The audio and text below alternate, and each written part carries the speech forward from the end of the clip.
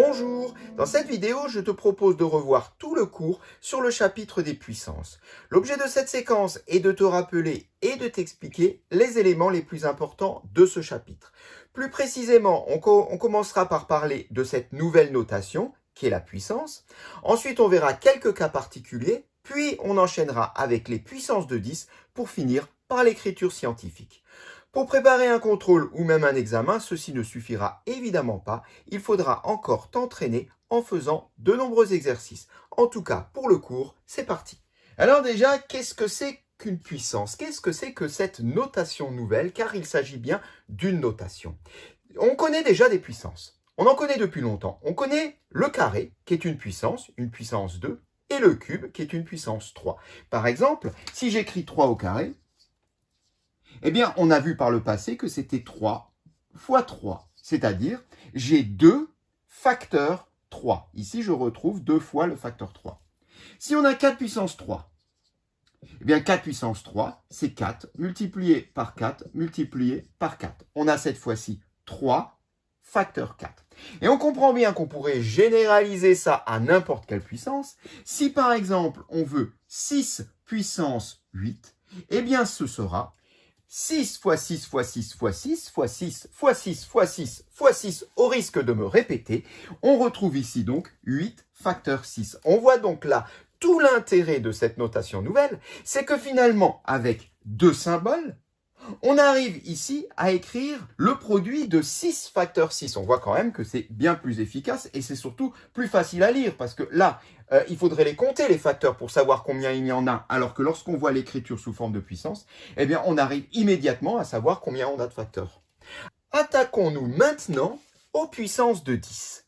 Alors au départ, le principe est exactement le même. Si je dis 10 exposant 5, 10 puissance 5, eh bien c'est le produit de 5 facteurs 10. 10 fois 10 fois 10 fois 10 fois 10. Du coup, si j'écris par exemple 10 puissance 3, bien ça sera le produit de 3 facteurs 10. Mais il y a un petit truc en plus, parce que 10, c'est pas n'importe quel nombre. On se souvient qu'on travaille, nous, en base 10 en écriture décimale. Ce qui fait qu'il va se passer quelque chose d'un peu magique, mais bien sûr, derrière ceci se cachent des règles d'arithmétique, lorsque je vais faire le calcul. Parce que 10 fois 10 fois 10 fois 10 fois 10, 10 fois 10, 100, fois 10, 1000, fois 10, 10 000, fois 10, 100 000. Ceci, ça fait 100 000 en fait. Et quand je fais 10 fois 10 fois 10, eh bien je trouve 1000. Et si on y regarde de plus près, le résultat de mon premier calcul est un 1 suivi de 5 zéros. Et le résultat de mon deuxième calcul est un 1 suivi de 3 zéros. Or, il se trouve que 5, c'est l'exposant ici, et que 3, c'est l'exposant. Et à partir de là, on va pouvoir en déduire une situation particulière pour les puissances de 10, c'est que, de façon générale, quand on voit 10 exposant n, c'est bien 10 fois 10 fois 10 avec n facteur 10, mais c'est également un 1 suivi de n0. Et ça sera très pratique lorsqu'on aura à écrire des très grands nombres, on va le voir. Mais avant ça, intéressons-nous également aux très petits nombres. On va s'intéresser à ce qui s'appelle les cas de puissance de 10 d'exposants négatifs. On va introduire une notation nouvelle qui est la suivante. Par exemple, 10 exposant moins 4. Et on dira que 10 exposant moins 4 est égal à 1 sur 10 exposant 4. De façon générale, on aura 10 exposant moins n qui sera égal à 1 sur 10 exposant n, avec le cas particulier de l'inverse, où 10 exposant moins 1 est égal à 1 dixième, c'est en fait du 1 sur 10 exposant 1. Mais là encore, si on s'intéresse aux puissances de 10, il se passe quelque chose d'assez particulier.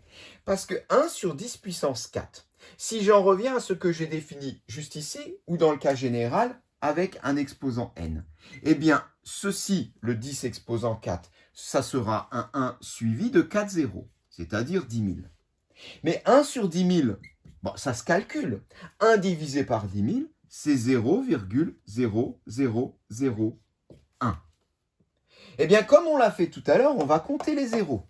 Et si je compte les zéros, alors tous les zéros, ceux qui sont dans la partie entière et dans la partie décimale, j'en compte 4. J'ai ici 4 zéros.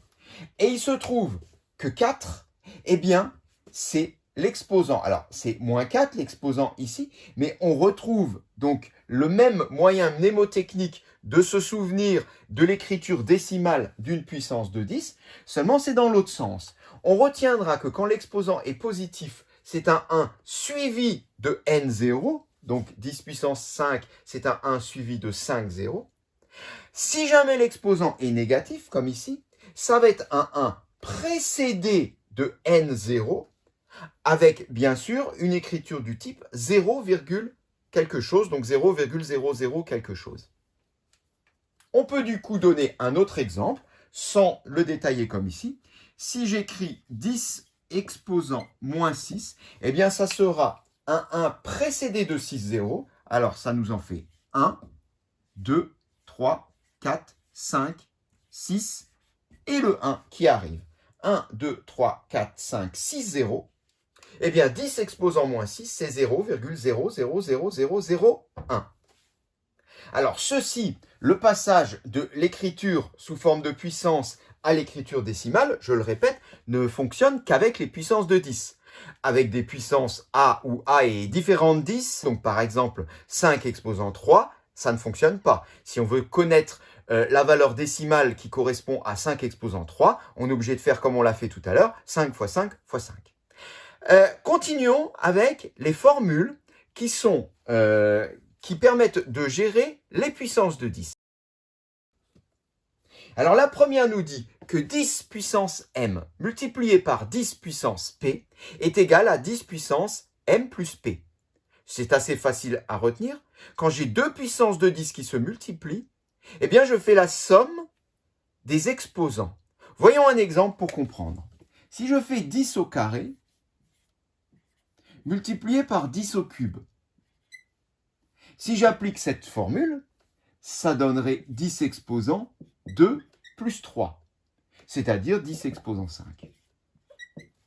Alors, pourquoi on pouvait s'en douter? Parce que ici, j'ai un 1 suivi de 2 zéros. Et là, j'ai un 1 suivi de 3 zéros. Et je les multiplie entre eux. Je fais donc 100 multiplié par 1000. Le résultat, ça sera quoi? Ça sera un 1 suivi de 1, 2, 3, 4, 5 zéros.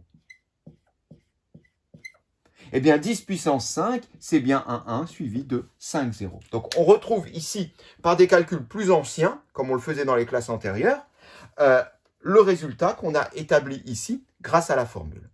Une autre formule qui nous dit que 10 exposant m sur 10 exposant p est égal à 10 exposant m moins p.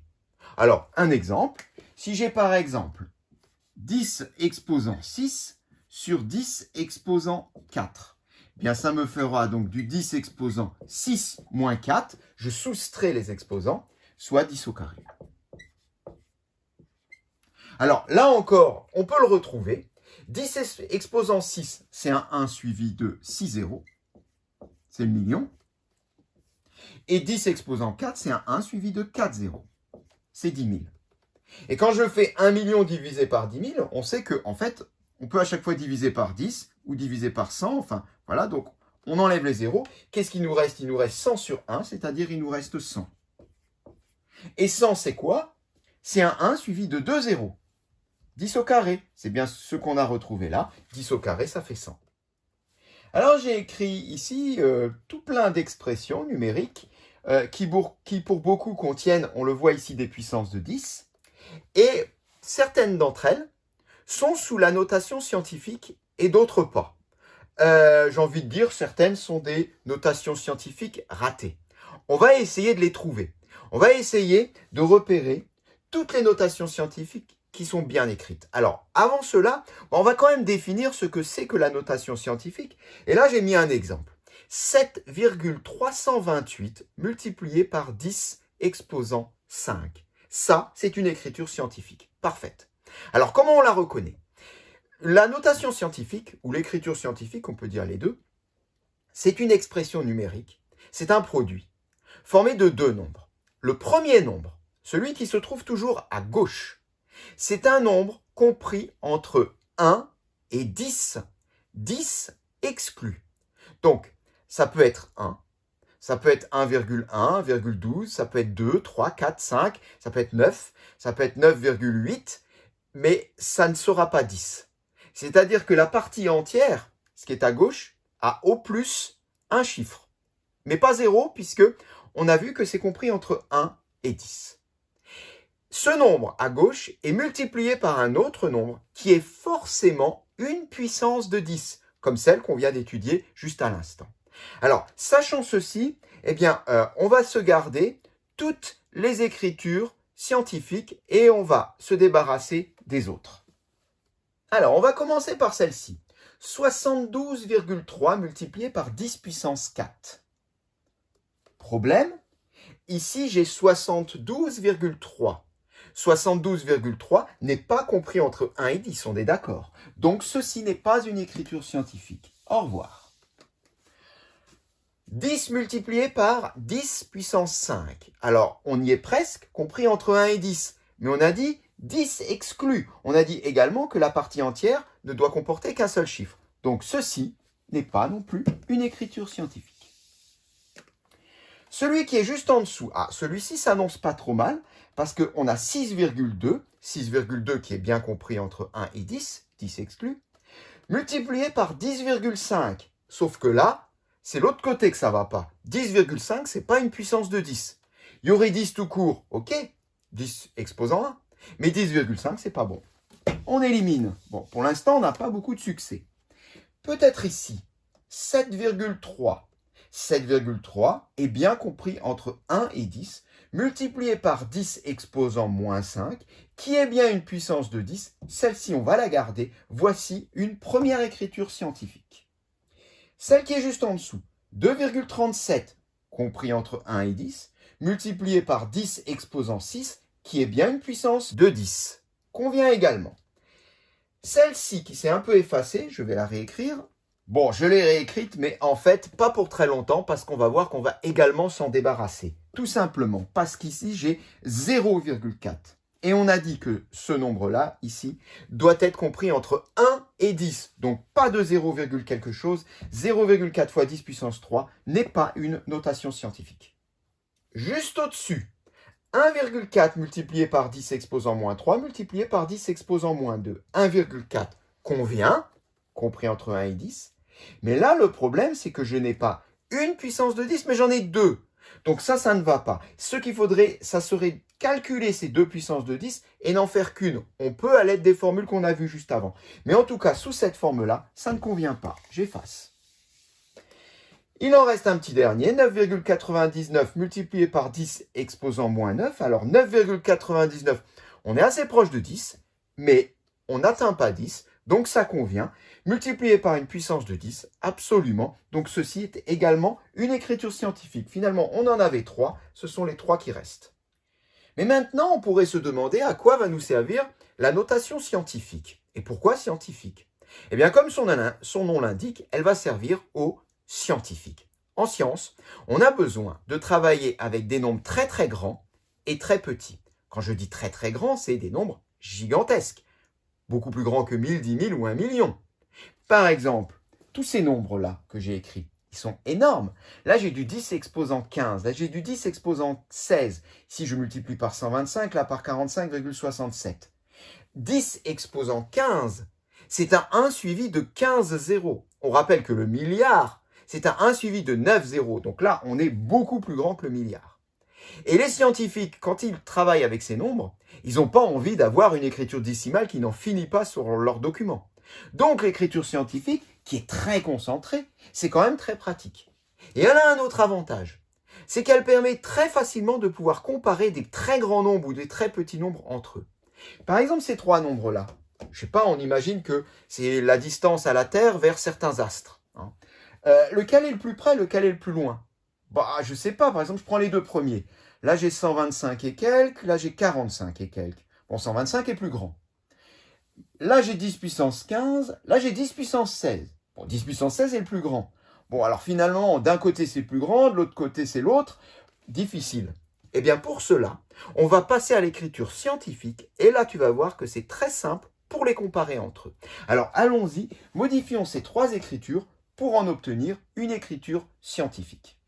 Commençons par le premier. J'ai bien un nombre multiplié par une puissance de 10, sauf que ce nombre, ce n'est pas un nombre compris entre 1 et 10, 10 exclu. 125 est trop grand. La technique va consister à jouer sur la virgule. Je vais recopier exactement ces chiffres-là, les uns derrière les autres. Je vais déjà mettre égal. 1, 2, 5, 5. Je recopie également le 10 puissance 15. Mais je vais déplacer cette virgule. Et je vais la mettre là où elle m'arrange. Et là où elle m'arrange, c'est ici. Parce que si elle est ici, j'ai bien là un nombre compris entre 1 et 10. 10 exclu. Donc, qu'est-ce que j'ai fait? J'ai simplement déplacé la virgule ici. Mais déplacer la virgule, ça correspond à quoi? Ça correspond à une division par 100 ici. J'ai déplacé de 2 rangs. Autrement dit, si je veux avoir l'égalité entre ces deux nombres, il faudrait dans l'autre sens multiplier par 100. Alors, multiplier par 100, en termes de puissance, c'est multiplier par 10 au carré. Alors, on peut vérifier. 1,255 fois 100, 10 au carré, ça me fait quoi? Ça me fait, je redécale de 2 rangs, 125,5. Donc, on a bien égalité entre ces deux expressions. Gros avantage, là maintenant, j'ai un nombre compris entre 1 et 10, 10 exclu. Juste petit problème, là, je n'ai pas une puissance de 10, mais j'en ai 2. Mais on a dit tout à l'heure que ce n'est pas très grave, parce que ça, on sait le calculer. On a une formule qui nous le permet de le faire, et du coup, on aura du 1,255 multiplié par 10 exposants. On a dit que lorsque les puissances de 10 se multiplient, leurs exposants s'additionnent. Autrement dit, je vais faire ici 2 plus 15. Et 2 plus 15, eh bien, ça fait 17. Et j'ai là l'écriture de mon premier nombre sous sa forme scientifique. On va faire de même au deuxième, je vais aller un peu plus vite. Alors, je recopie mon nombre sans la virgule au départ. Donc, multiplié par 10 exposant 16. Voilà. Qu'est-ce que je veux faire? La virgule ici ne me convient pas parce que ça me fait 45,67. Je vais donc déplacer cette virgule pour obtenir un nombre ici compris entre 1 et 10. 4,567, alors ça me convient bien. Mais il faut équilibrer pour garder l'égalité. En réalité, qu'est-ce qui se passe ici? Si je multiplie ceci par 10, eh bien je retombe bien sur 45,67. Donc j'ai l'égalité ici. Sauf que maintenant j'ai 2 puissances de 10. On a dit c'est pas un souci. Je recopie mon 4,567 multiplié par 10 exposant.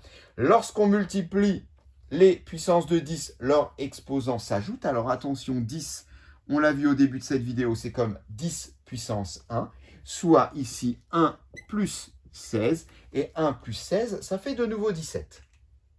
Et on va finir par le dernier. Alors le dernier, c'est quoi? 0,56 fois 10 exposant 17. 0,56 ne convient pas parce que c'est 0.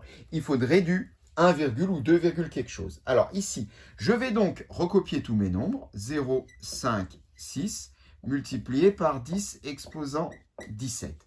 Et je vais mettre la virgule où elle m'arrange. C'est où qu'elle m'arrange, c'est évidemment ici. C'est-à-dire d'écrire ici 5,6 au lieu de 0,56.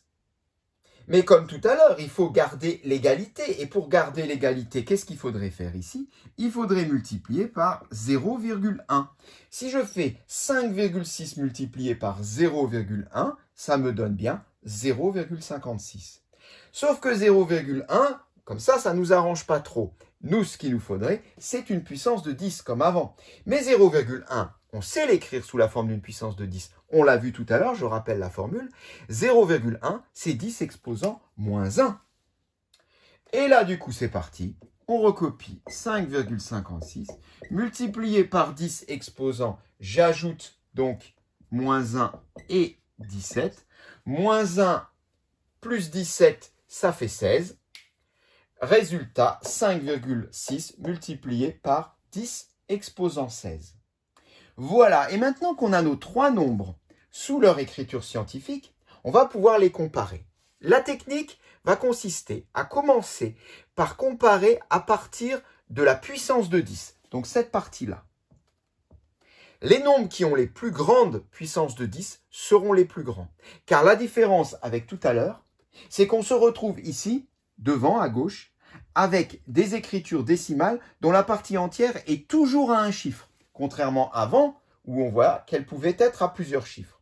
Ce qui fait que la puissance de 10 va suffire déjà pour faire un premier classement. Là, j'ai du 10 puissance 17, du 10 puissance 17 et là du 10 puissance 16. Forcément, celui-ci, c'est le plus petit des trois. Ça, c'est clair, il arrive donc en troisième position. La question est maintenant, là, j'ai un exposant 17, un exposant 17. Pour l'instant, ils sont à égalité. Comment va-t-on les séparer? Eh bien, on va regarder maintenant le nombre qui se trouve à gauche, le fameux nombre compris entre 1 et 10, 10 exclus. Et celui qui a le plus grand nombre est le plus grand. Alors, regardons. 10, 17, 10, 17, ok. 1,255, 4,567. Bien, là, je crois que c'est clair.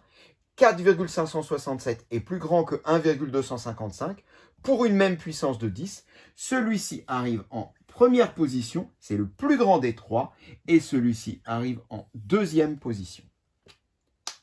On dira dans l'ordre que 4,567 fois 10 puissance 17 est supérieur à 1,255 fois 10 puissance 17, lui-même supérieur à 5,6 fois 10 puissance 16. Cette séquence est terminée.